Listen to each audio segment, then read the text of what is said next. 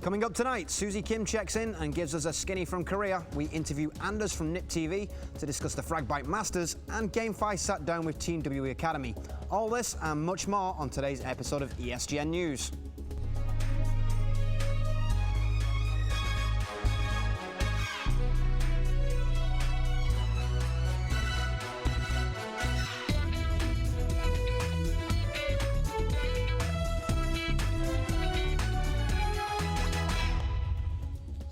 Welcome all. I am Jason J. Atkins. Today is March the 28th, and on this day in esports history, the GOM.TV Global StarCraft League World Championships kicked off. It was GOM.TV's Korea versus the World event, where a team of all-stars from South Korea took on top players from Europe, America, Southeast Asia, as well as Oceania, in Team League and single elimination bracket events. So, we're going to kick the show off with Dreamhack's latest announcement, the Dreamhack Open Invitational 2014. Now, we all knew about the Open already, but well, let's have a look at the newly released information on the StarCraft 2 prize pool and the individual events themselves. In cooperation with ISO, HyperX and Razer, Dreamhack announced that there will be a total of 6 StarCraft 2 Heart of the Swarm tournaments across the European continent. There will be a total of $200,000 spread across those 6 events. The first event will be in Bucharest on the 26th and 27th of April. The second event will be Dreamhack Summer in Sweden. That's coming from Jönköping, of course, from the 14th to the 16th of June. Halfway through, they will stop in Valencia, Spain, and battle it out on the 18th and 19th of July. Still, is that on your fix of StarCraft 2? Well, you're in for a treat, because on for the very first time, Dreamhack will make a stop in Moscow on the 13th and 14th of September.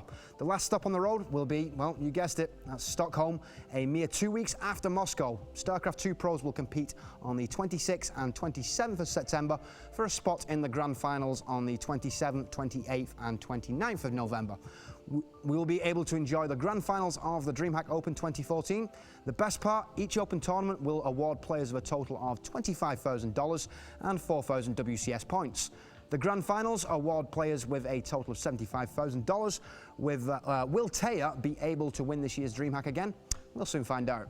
We're stoked here at ESGN. It should be absolutely great. If you are interested in participating yourself, head over to dreamhack.se and sign up. It's called Open for a reason. Anyway, charity news now. Xfire organising a stateside tournament in honour of Red Cross Month. Taking that into account, Xfire and Tiltify are working with the humanitarian organisation to host a League of Legends charity tournament. The tournament itself will feature a prize pool of over 100,000 Riot points, with the winning team receiving a paid trip to watch the NA/LCS live from Riot Studios. They will also have a meet and greet with a pro team. The tournament also includes live shoutcasts for the quarter, semi and grand finals. The tournament's entry fee will be $24 per team, of which $20 are insured to go directly to the American Red Cross. The remaining $4 are used to guarantee that the $20 are making it to the Red Cross themselves. Additionally, the whole tournament will be hosted on the new Xfire automated tournament platform, which will be launching into the new open beta in the next few weeks.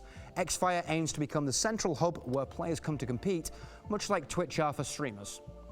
So, now time to take a look at the interview I shot today with Anders. We discussed the Fragbite Masters. Here's what he had to say.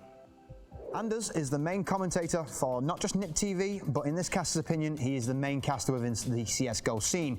Having attended multiple LANs, he initially carved out a niche during the dark days of CSGO, and now is reaping the benefits of, well, the low-lying fruit, basically.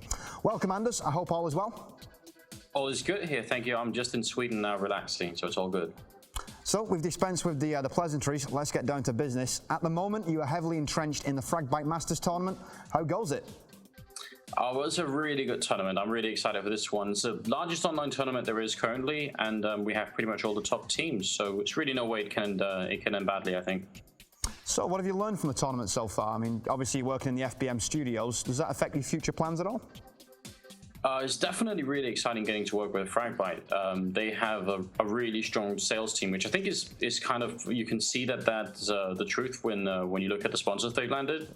McDonald's, McDonald's, Mix, Estrella, PokerStars, and Comhem are some really heavy-hitting sponsors in esports. So that's really cool. Well, let's talk about your namesake organization, NIP. Did you expect them to drop out of FBM so early? Well, I mean, no, that's a big surprise, isn't it? But then again, it seems like in the Counter-Strike scene all the time now, we're faced with more and more surprises. I didn't expect Fnatic to lose to LGB during the Katowice event either. And I think that's a sign of a really healthy competitive environment when you can't predict the results. Yeah, I mean, most definitely the scene has changed in you know, beyond recognition in the past 6 months. It's only good for CSGO. So with the content you've been producing as of late, I mean, it's truly captivating. Did you ever expect to reach the heady heights you have currently achieved? No, when I started out, I set myself a goal that said I would, you know, spend anywhere between 6 months to a year just slowly building a reputation for myself and just kind of doing it because I enjoyed doing it. But then after a year, I would try and evaluate how far I'd got and decide if it was worth it to keep going. So yeah, no, I had no idea that it was going to be this big within a year, not at all. Oh, hard work pays off. I mean, if you're producing the amount of content you're producing every night, it should pay off in the end. So glad to see it paying dividends for you. So a quick question about who you would prefer to see in the finals come Sunday, and what would your prediction for the final be? That's a really good question. I don't know. In some ways, because Hellraisers ended up beating NIP, a little part of me wants to see them go all the way. And I think it could be a lot of fun seeing maybe Hellraisers versus Virtus Pro. That could be a really fun final, I think. I think most definitely on paper that is an incredible clash. I mean, there's so many good games at the moment, so many good matchups. Styles make matchups at the end of the day, and there's quite a few different play styles out at the moment. The way the meta's sort of evolved, you know, you have the French scene, you have obviously, well, the Polish powerhouse of Virtus. Some really good teams out there at the moment, which is making for high quality games. Anyway, in closing, Anders, do you have any shout outs you would like to make? Just a quick shout out to anyone who's been following me and supporting me. Really do appreciate it a lot. It means a lot. And obviously a shout out to Semler as well, my partner these days. And also to all the people at Fragbite that make it all possible. Definitely a really cool tournament that they're putting together and doing a lot for the game. So it can only get better from here. And also to you, Jason, thank you for having me. Really appreciate it. My pleasure, Anders, my pleasure. So once again, thank you for your time. And we look forward to seeing more of you here at ESGN and hopefully more quality broadcasts from NIP TV. Thank you. Once again, a massive thank you to Anders. You can follow the tournament via twitch.tv/FragbiteLive. So earlier in the week, DICE and EA announced that anti-cheat for their game Titanfall is now being enforced. Since the launch of Titanfall, they have been collecting data on people who are cheating on PC. The punishment, as stated by DICE, will be to let you keep playing the game, but with one catch. You will only be able to join servers with other cheaters. So let's see who's got the best aimbot. Furthermore, if you can play with your non-cheating friend, then everybody in your party will be treated as a banned cheater in that play session. However, if you are a non-cheater and invite a cheater friend into the party, you will not be stuck playing against cheaters. After all, you can play with the non-cheater population if you are a non-cheater in a party or just play alone. You will not be permanently tainted by just playing with a cheater, which is good news, I suppose. So when we return, we will take a closer look at the upcoming LCS NA Week 10. Susie Kim gives us some impressions from the OGN All-Stars event, and we will take a look back at some of the best and worst moments from this week's gaming. Don't go anywhere, we should be right back.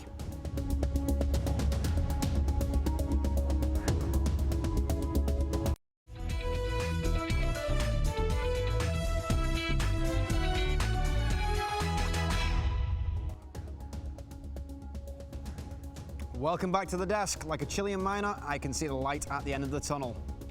So, yesterday, the OGN All-Stars event went down in Korea. Correspondent Susie Kim captured her impressions of the event. Take it away, Susie.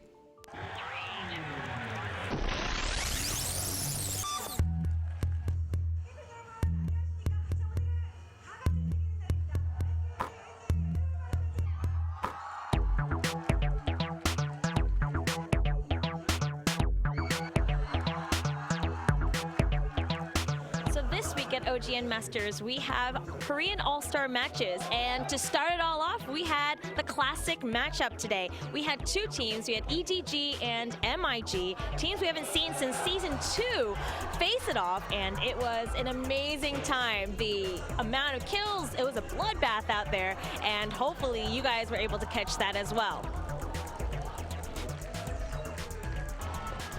Now I've grabbed a fan here and I'm just going to ask him what he thinks of this event. How is this event for you, this All-Stars thing?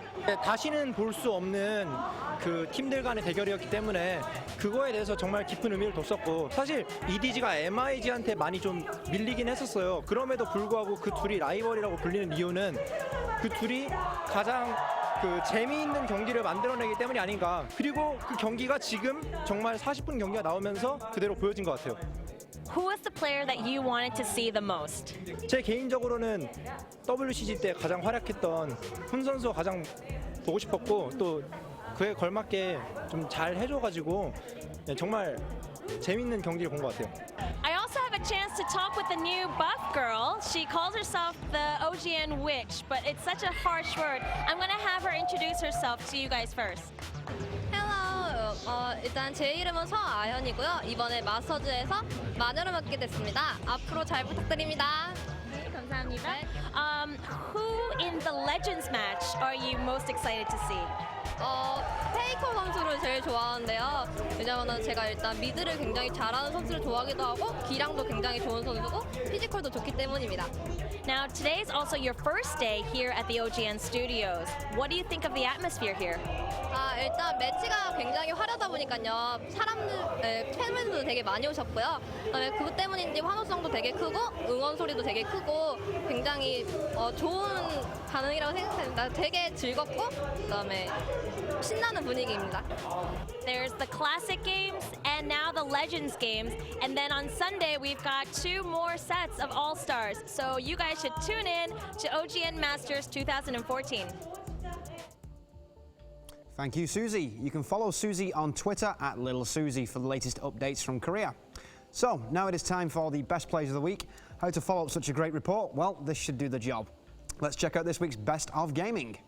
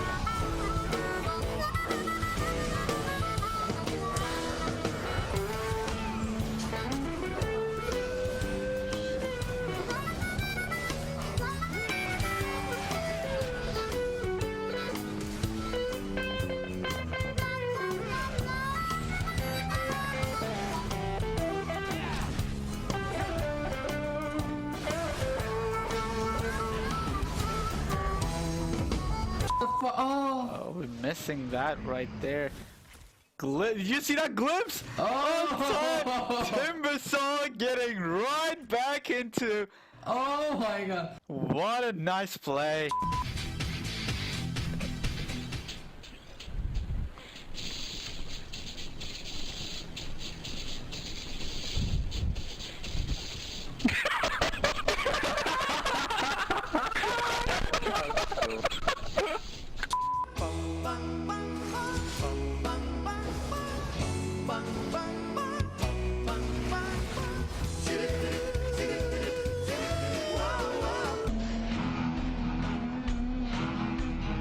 There's no vision over here for Empire, and Tulek straight in, opens up on Silent, wants to bring him down. Syndra's making his way over. There's your lasso. Syndra wants a good position for an ultimate. Now he winds up right next to Funny, but the Naga ulti cancels it off, and he's going to come out of his Shadow Blade at the wrong time. Yeah, they're gonna find the mag. And there's your back in, and triple kill for Conflict! What the hell? Well, now we definitely know what pros do during the downtime.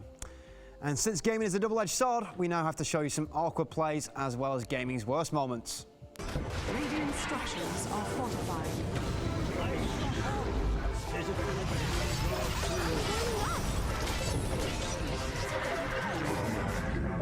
Triple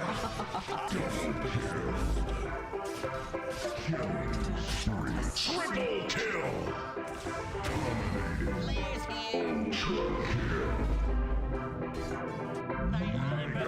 Radiant's ancient is under attack. Dire victory. A Klook ghost move for trying to nuke right now. Is he going to get that tank line? This is going to be very close. There we go. Tanks spotting it, moving at the same time. Charge Zealots and High Templar moving to the expansion of Dragoon. So now is the time to push. And wow, be careful. The nuke is going to drop on your units. What are you doing? Please, no. Oh, that is the saddest thing I have ever seen. Nuking his own units. That is depressing. Oh my gosh, Far dropping the LOL. I am at a loss for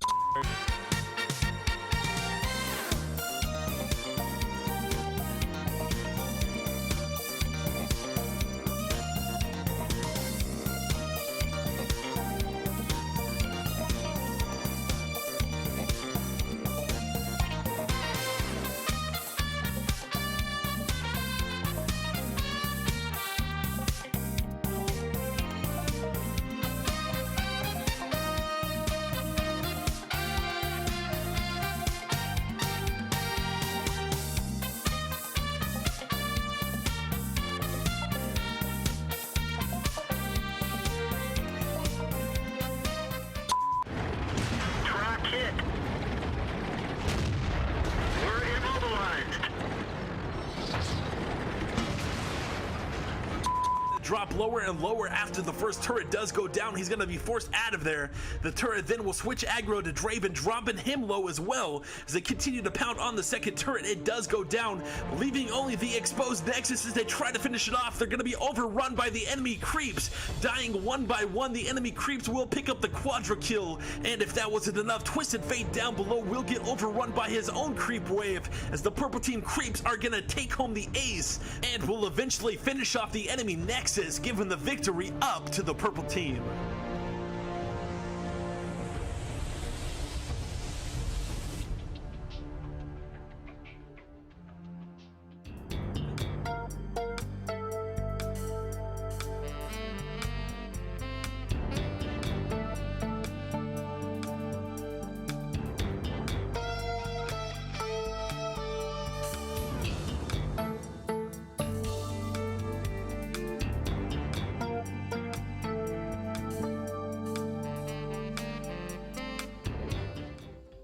So what did we learn from that? Probably never to try and knife somebody in the head. It apparently won't kill them. Anyway, after the break, our partner GameFi sits down with Team WE Academy and asks them about their current situation in the LSPL. And we also give you an in-depth look at all this week's LCS NA action. Don't you dare touch that browser. ESGN News will be right back.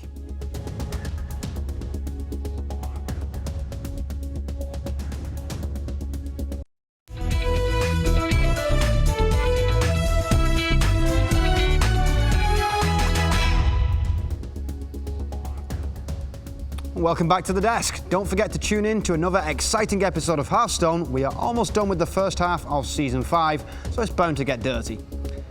Next up, we have the GameFi interview with Team Young Glory. Yesterday, our partner sat down with Young Glory. Today, they had the chance to sit down with Team WE, I should say, who are also participating in the LSPL. So, take it away. Today, WE Academy met DK on the 17th day of LSPL 2014 China and brought us an exciting match. In Game 1, WE Academy went with the picks of Renekton, Pantheon, Syndra, Sivir and Karma.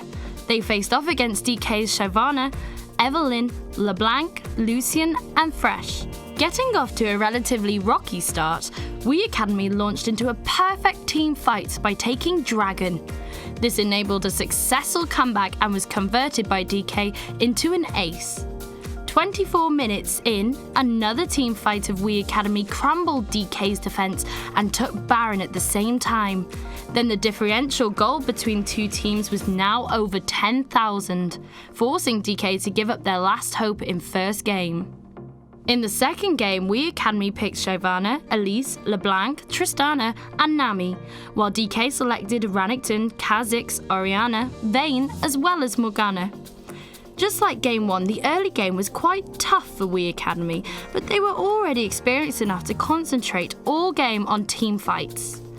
19 minutes in, DK made a mistake in zoning, which allowed We Academy to pick up 4 kills and take Baron without a hint.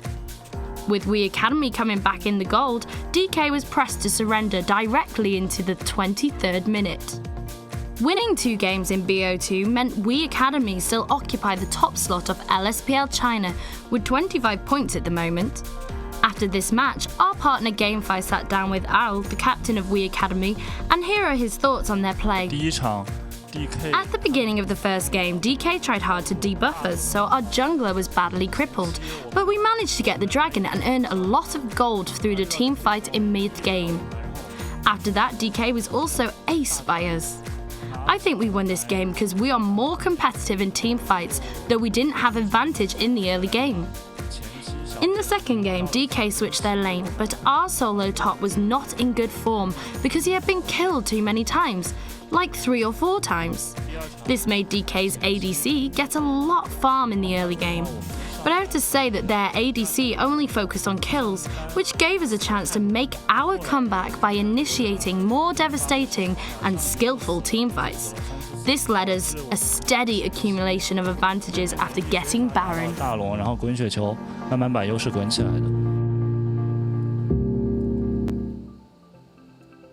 So a massive thank you to GameFi, as per usual, good stuff. Now, this weekend features another action-packed week for the North American LCS. Let's take a look at the current standings. At the very top is, and always has been, Team Solo Mid with 19 wins and 3 losses. They don't look like they are going to give it away anytime soon. They seem set to continue to dominate every game they play. Last week saw awesome performances from Bjergsen. Right behind them are Cloud9, however, who gave away 1 more game than TSM, but are still doing great in the spring split of the LCS. These 2 teams have the highest skill level in their region, which they demonstrate in every game they play, setting them apart from the rest of the standings, of course. Team Solo Mid will face Counter Logic Gaming on Saturday and Curse on Sunday. Cloud9 will play Curse on the first day and Team Dignitas afterwards. Cloud9 will most likely take these 2 games, while TSM are favoured against CLG. It should be an interesting game though. Back to the standings. In the 3rd place spot, we have Counter Logic Gaming with a record of 14-8. Also with good performances, but a little bit more of a struggle when it comes to competing with TSM and Cloud9. Last week, Curse were able to beat Dignitas. Team Dignitas were not able to win the second game versus the mighty Solo Mid either, but with Skara recently stepping down from the Team Dignitas mid lane and taking over the coaching duties, they probably have a good chance to show their A game, especially with the new addition of Golden Glue, who steps up to the plate, replacing Skara. Heading towards the end of the standings, we come across Team Coast, who recently can't seem to get into the game, but heads up, they will face the only 2 teams placed below them, those being XDG and Evil Geniuses. Though both teams are at the very bottom of the standings, one shouldn't underestimate them, as they are still participants in the LCS, and both teams have a solid history in esports. On the other hand, if Coast get Zion Spartan's game rolling, they have a good chance, and in theory, should take these 2 games, as he is the one carrying the games for them. With Evil Geniuses and XDG tied up in a dogfight at the bottom of the LCS NA standings, both with 6 wins and 16 losses, EG are considered the better of the 2 teams at the moment, and will probably give Team Coast a more than difficult game than XDG will, I should say. It was still far from convincing in this spring split. Well, before we let you off the hook, let's take a look at some of the events to look out for this weekend. Starting with CSGO, we are looking at the pretty exciting grand final this Sunday, the Fragbite Masters coming to an end. We witnessed a ton of exciting matches and were shocked when Ninjas in Pyjamas dropped out of the tournament. Who will take the Fragbite crown? Tune in Sunday over at twitch.tv/Fragbite Live to find out. Next up, we have LCS NA Spring Split Week 10 happening. Will anyone be able to stop TSM? Will Cloud9 be able to close the 1-win differential between themselves and TSM? Can Curse and Dignitas, who are both tied for the number 4 spot, as well as at the moment, be able to actually pick up victories as well? Watch a lot of interesting and close matches. Catch all the action over at twitch.tv/Riot Games on Saturday and Sunday, starting from 12 noon PM and 1 PM. Next up, fasten your seatbelts and hold on to your horses, because Smite is about to launch. In order to celebrate, Hi-Rez are holding their very own tournament, which started today. The grand final of said tournament will be played on Sunday at 4 PM EDT. You can witness the final battle of the gods at twitch.tv/smitethegame.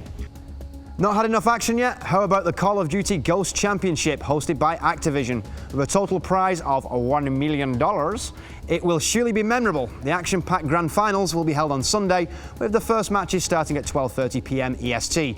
Want to get in on the action? Tune in via MLG.tv.